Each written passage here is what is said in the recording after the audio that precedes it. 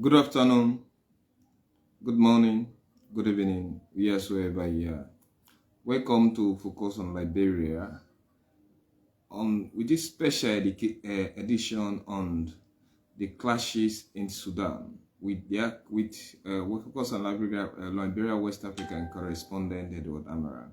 You're highly welcome to this all-important special edition on Sudan. Sudan is a very important country, of course, in West Africa, found in the Horn of Africa. It's an oil-rich country. In 2011, we had a referendum into Sudan that separated both North and South Sudan. And since then, we have been having series of development in the two countries, which are definitely not going down well with our current status on the continent. Today I'm coming to you with this particular program in the heart of Khartoum, that is Sierra Leone. I am sounding in the east, dead east of the country, around the border with Liberia. I think Khartoum is a widely known district in Sierra Leone because of numerous reasons. The rebel war started in here and it ended also in Khartoum. And we also saw the Ebola started here in some time of 2014, although it was finally declared over in the north of the country.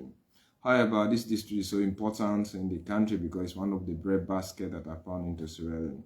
So I visited the district yesterday and for certain development, I decided to come with this special edition of Focus on Liberia.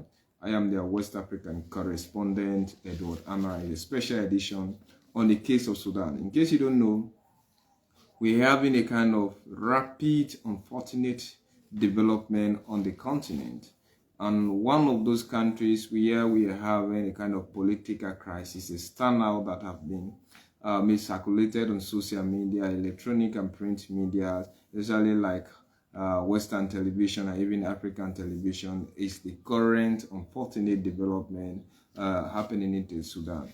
So welcome to this special edition. It's a very brief one but important, and I'm here to give you updates on happenings into the Sudan. Let's first see what is the background to the fighting in Sudan.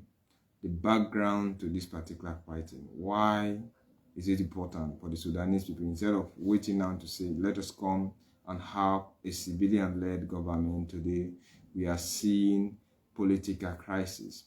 In the first place, since the fall of Omar al-Bashir in 2019, after his nearly 3 decades or 30 years leadership was automatically brought to an end by popular demonstrations, which are led by patriotic females or women in the Sudan, in demand of their simple staple food, that is bread. It finally led to the overthrow by Omar al-Bashir.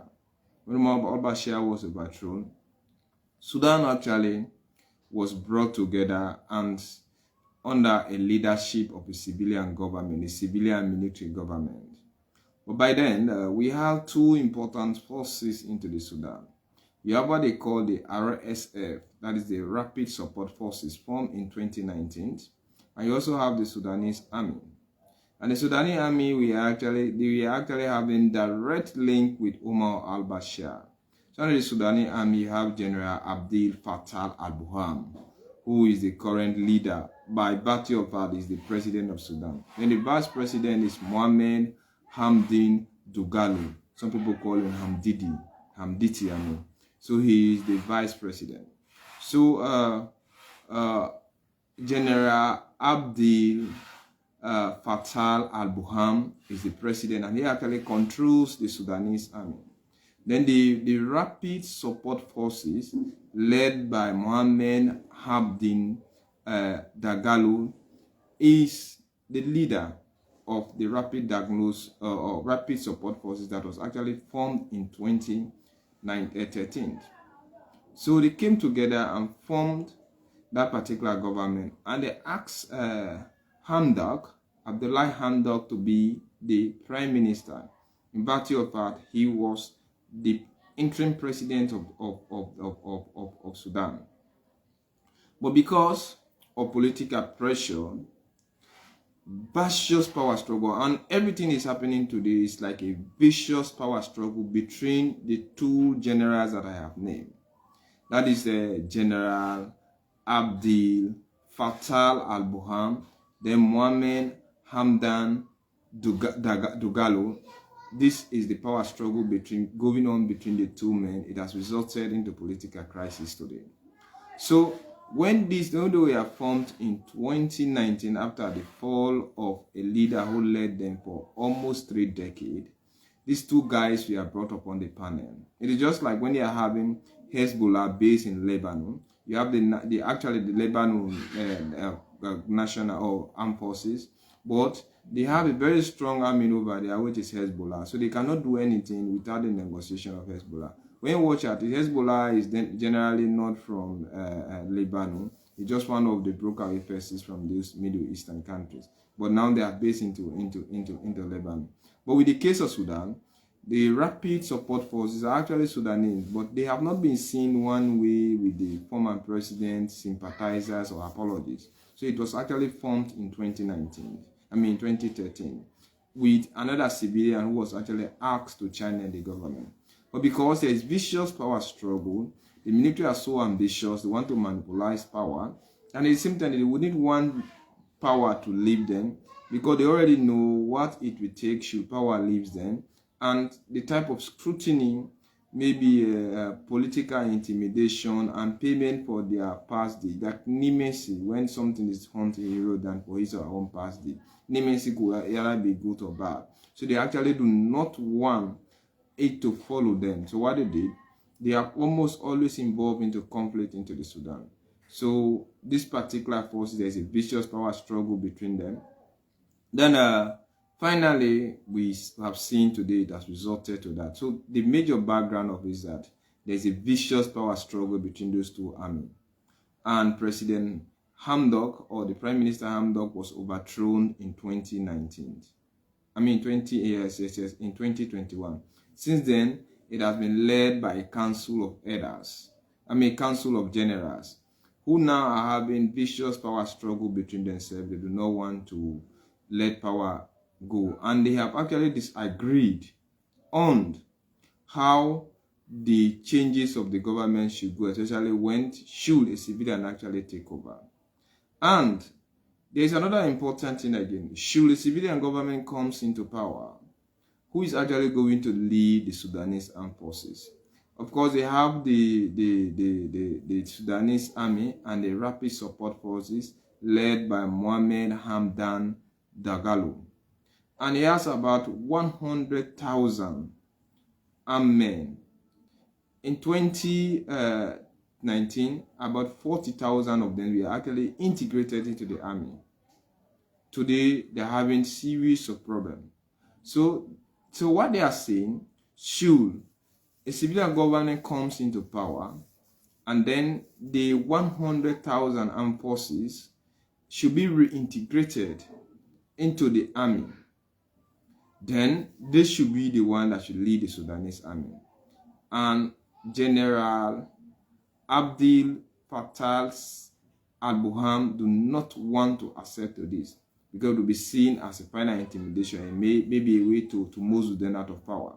Then why did it all kick off on Saturday?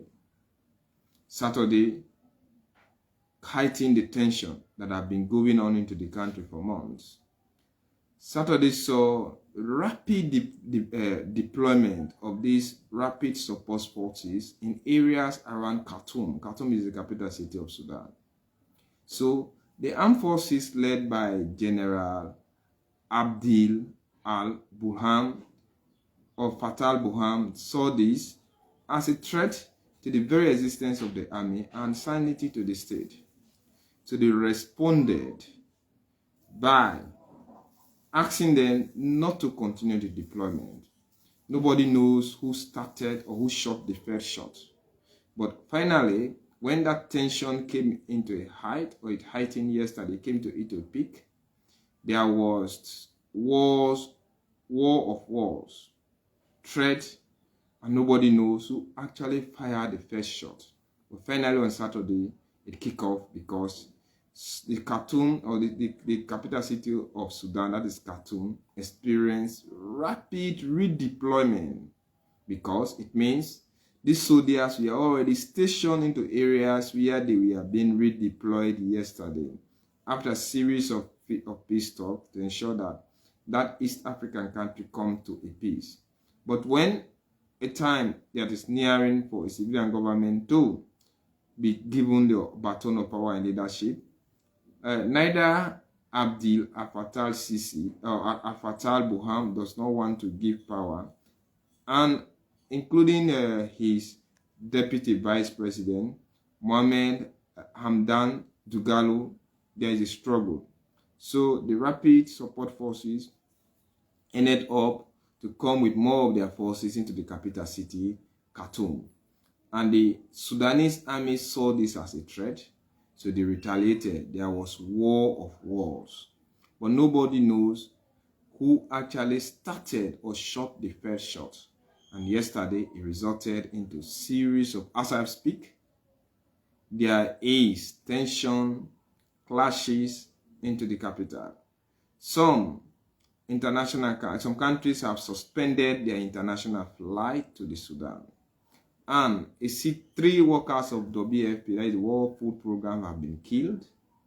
The Sudanese Medical Association are calling upon international bodies, especially the UN and WHO, that is the World Health Organization, for them to help them with more drugs and also to support them with staff.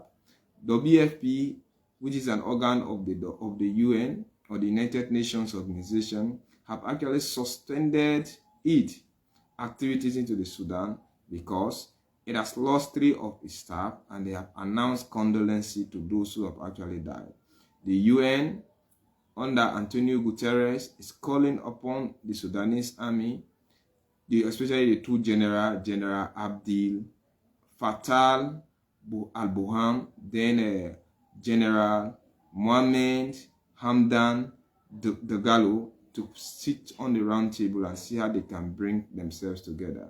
However, both parties are not willing. According to the Rapid Support Forces, they are claiming that they have taken 90% of the capital city, Khartoum. Why? The forces under General Abdel Fattah al-Burhan is claiming that almost all the important sites in the Sudan, including the airport, the Red Sea, and other places, is actually under their control. These are actually unverified claims. Nobody knows what is the right thing because the civilians are actually suffering. Political crisis on going on. There is political volatile situation, and nobody knows who is actually telling the exact truth.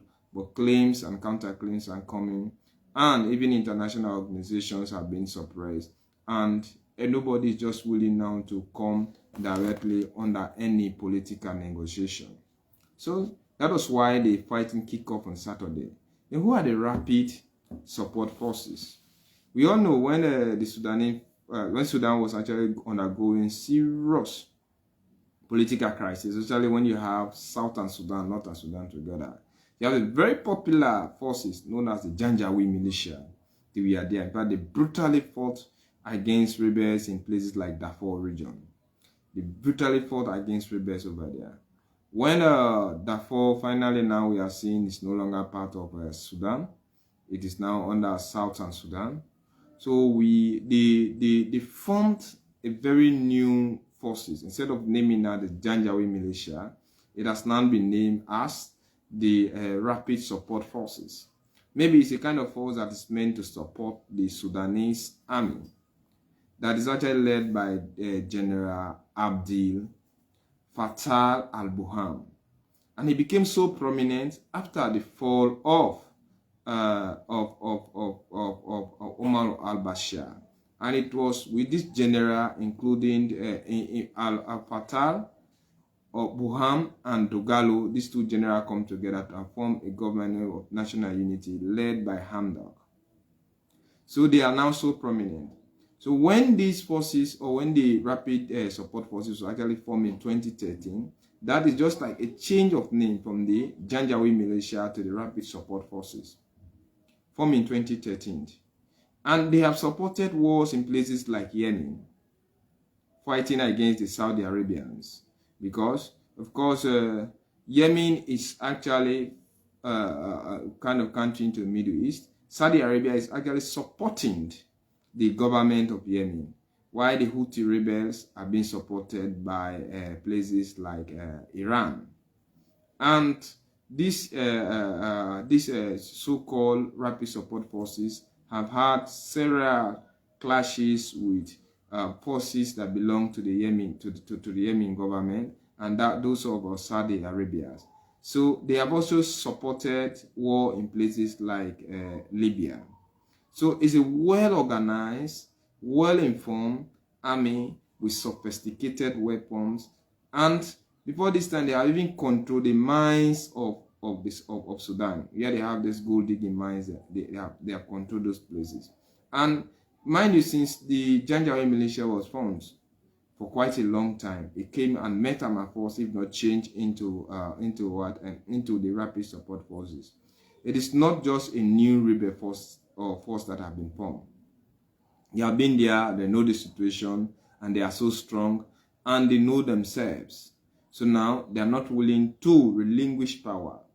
And the main intention of the rapid support force is that in case a civilian government should come into power, it shouldn't be General Abdel Fattah al-Burhan to lead the army. It should be the rapid support forces. And the rapid support forces have the such intention, and the Sudanese army under General Abdel Fattah al-Burhan does not want to encourage such discussion, and he thinks and feels that it should be him who should lead the army. So there is that political crisis, and yes, on Saturday, unfortunately, we saw that the tension became so high and it escalated into war. In fact, WHO is even claiming that one of a flight was put down yesterday in Khartoum. It was definitely put down in Khartoum. That is why other international flights have suspended their program. The UN, ECOWAS, and other people are calling. But I normally say, we do not want a type of organization that back but does not back.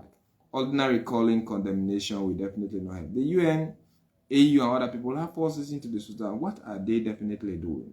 Are they still wearing their blue beret not to intervene? They should have those black berets and to see how to put down tensions.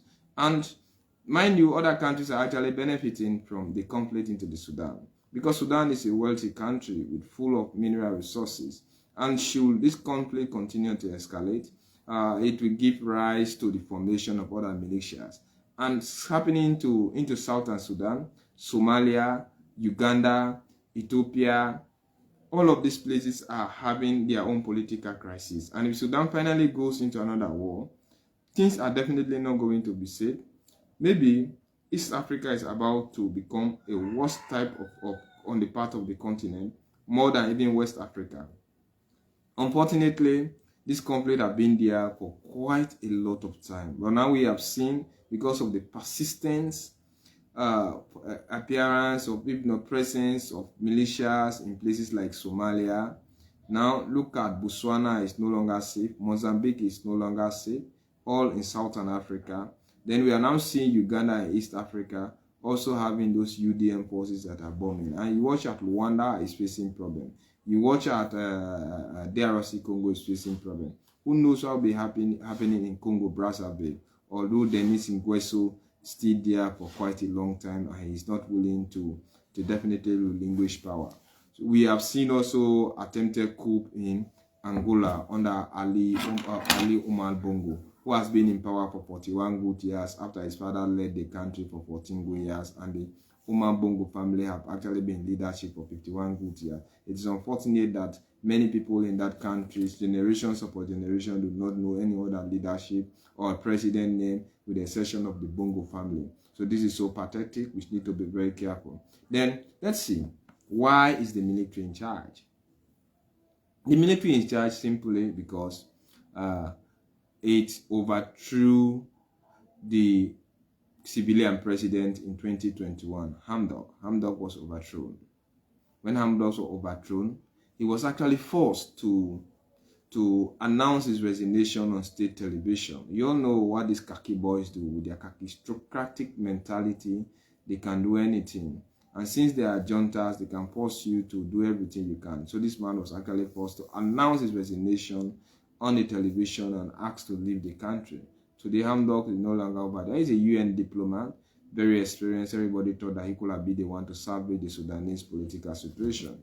But because of threat, him be arrested, the family molested in one or two ways, the Duke has nothing rather than to leave. So the Sudanese army is actually in charge because a civilian government was overthrown in some part in 2021. And since then, the army actually agreed to lead the government to a civilian transition. That was why the president, in effect, General Abdel Fattah al-Burhan, is the president after the overthrow of Hamdok. Then General Mohamed Hamdan Dagalo is in fact the vice president. And when now they are nearing to a civilian transition, maybe they have within themselves accepted the fact that a civilian will definitely come into power. But if a civilian does come into power, who is actually going to lead the military? This way you are seeing Abdel and Mohammed both want to take charge of the Sudanese military. And Abdel is saying the 100,000 RSF, that is the Rapid Support Forces. And before this time, that RSF was known as the Janjaweed militia that brutally fought war against the Southern Sudanese. So, they were actually asking for them to be reintegrated into the army. Well, after their reintegration, it should be them who should lead the army. And Mr. Al-Burhan said no. So it resulted into political crisis. Yesterday saw rapid redeployment of the RSF force, that is the Rapid Support Forces, into places where they were previously in. But maybe because of the peace talk, they were actually asked to leave those places. So yesterday now the situation became heightened. And today, WHO planes have been shot. Other countries have suspended their international flight. Civilians, over 50 civilians have allegedly been killed and more than 200 injured.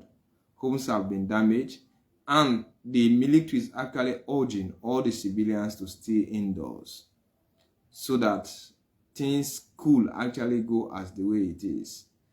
Of course, the Rapid Support Forces are claiming that they have taken over 90% of the capital city, Khartoum. But the Sudanese Armed Forces is also claiming that they are in control of most of the major sites into the country. And the Rapid Support Forces does not have the military caliber, the organization, and the human power or the human resource, if not the manpower, to take over the capital city. And they are thinking and feeling that in the very shortest possible time, they are going to install power into the country. But some part area outside the ice skate of the capital Khartoum, people are claiming there is some amount of sanity and stability. But bombing is being felt all area. The area, as I speak, is in total pandemonium. So let's see now what happened next. What happened next if the political crisis continues? Simple. Civilians are going to suffer. This transition to a civilian government will be a matter of the past. Then, al-Bashir will likely walk out as a free man, because who knows who will seize power next and what will be his intention. Or he could even end up being killed. And we could end up seeing Sudan thrown into a peculiar, chaotic situation where other militia, just look at what is happening today in Libya, when they cannot have a centrally strong government. You have seen a lot of militia. Look at what is happening today into the Sudan. I mean Southern Sudan. You look at what is happening today in Somalia. So we are afraid, but things like that may happen. It could result into places like Iraq, into places like Syria. And the mentality within these people are so similar. And if those mentalities are similar, anything is just possible to happen. So with everything, the Sudanese government should be very thankful that it has been able to maintain some magnanimity over the power, and they should be very, very careful on how to do this type of transition, because everything happens when the transition is nearing. All coups that have taken place in Sudan is when the transition is at 8-11 hours. And maybe the military can also use this as an excuse to continue on wallowing into power. It's a kind of situation that we need AU, we need UN, we need the Eastern African Organization, we need ECOWAS, all international organizations to come into power, to come to the drawing board and see how they can definitely solve this problem. Tensions are so high, sanctions may definitely not solve the problem. It may only end up to escalate the entire situation. And maybe people should be very careful to not to, because we have seen what happens with the like of Joseph Kony, since he went, nobody knows. And the man, Al-Bashir, will even be kidnapped. Nobody will know exactly what happened. So we can happen. Somebody is saying, so the recent visit of Pope Francis did not harvest any political resolution. The completion of Africa is illustration. The complexion of Africa is illustrate how we think of each other. So sad. I think you are perfectly right, though. The visit of the president, of the Pope Francis in Sudan did nothing, maybe to salvage the particular Sudanese situation. We all knew the Pope went there with peace, and he was actually in southern Sudan. That is in the Darfur region. Unfortunately, it would have served as a very good news for those living in northern Sudan. Unfortunately, Pope Francis' visit in that region, he wasn't actually with the Khartoum government. He actually went to see the like of Salva Kiir and Riek Machar, because these are the Christian-dominated area. But maybe the Pope visit into that particular area could have actually shown some amount of sentiment, maybe involve unity and transformation. But unfortunately, as you're rightly saying, in Africa, we try to observe ourselves by our color, our complexion. And it has been the tradition for quite too long that Arabs do not consider blacks as colleagues or friends on the same continent. And blacks do not actually consider Arabs to be the same people. But the sentiment is xenophobic, or the race mentality is actually heavily based into within the Arabs. Because we are seeing how on numerous occasions they have suppressed black Africans. So I think what is taking place in Sudan is a complete arrant nonsense. But that is how the continent is today. And with whatsoever thing that happens, no matter what happens, especially when certain countries have actually been used to a dictatorial form of government, for you to infect change, those who think and feel that that change will affect them, they always steer barbaric situation against it. And the barbarism that is actually in Sudan is definitely uncalled for. It should be condemned. It's illegal, and the army should be made to pay dearly for this. But nobody is confronting them.